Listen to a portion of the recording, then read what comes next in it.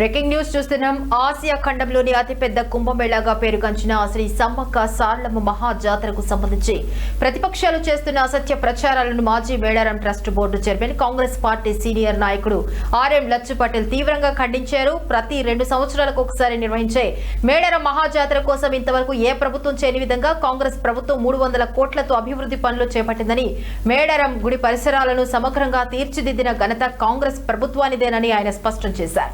ఈ మహాజాతరకు 2 కోట్లకు పైగా భక్తులు హాజరు కావటం వల్ల కాంగ్రెస్ ప్రభుత్వానికి ముఖ్యంగా మంత్రి సీతక్కకు మంచి పేరు వస్తుందని జీర్ణించుకోలేకే టీఆర్ఎస్ బీజేపీ ప్రతిపక్ష పార్టీ నాయకులు జాతర ఫెయిల్ అయింది, ట్రాఫిక్ జామ్ అయింది అంటూ అసత్య ప్రచారాలు చేస్తున్నారని మండిపడ్డారు.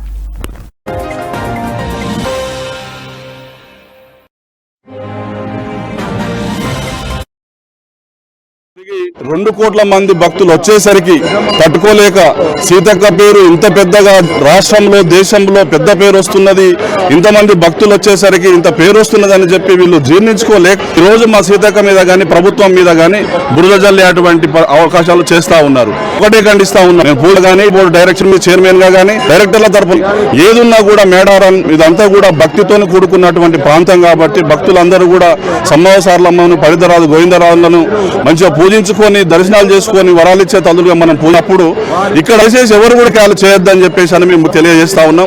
పెట్టుకొని కూడా అందరూ సంక్షేమం వల్లనే విజయవంతం అవుతుంది. ప్రభుత్వం కానీ మంత్రి సీతారామన్ గారు కూడా విమర్శ ఏదన్నా మీ సలహాలు ఉంటే చెప్పండి, దృష్టికి తీయండి.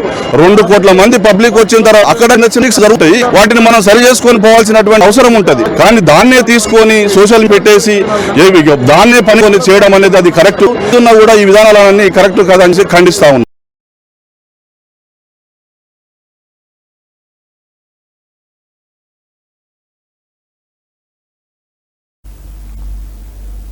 శ్రీ సమ్మక్క సారలమ్మ పగడిద్దరాజు గోవిందరాజులు భక్తులకు వరాలిచ్చే దేవతలుగా కొలువై ఉన్నారని, ఎప్పుడు లేని విధంగా కోట్లాది మంది భక్తులు దర్శనానికి రావడం మేడారం మహాజాతర విజయానికి నిదర్శనమని లచ్చు పటేల్ తెలిపారు. తాను మాజీ మేడారం ట్రస్ట్ బోర్డు చైర్మన్ గా బాధ్యతాయుతంగా మాట్లాడుతున్నానని, మంత్రి సీతక్కపై గానీ కాంగ్రెస్ ప్రభుత్వంపై గానీ బురద జల్లే ప్రయత్నాలను ఇకనైనా ప్రతిపక్షాలు మానుకోవాలని హెచ్చరించారు.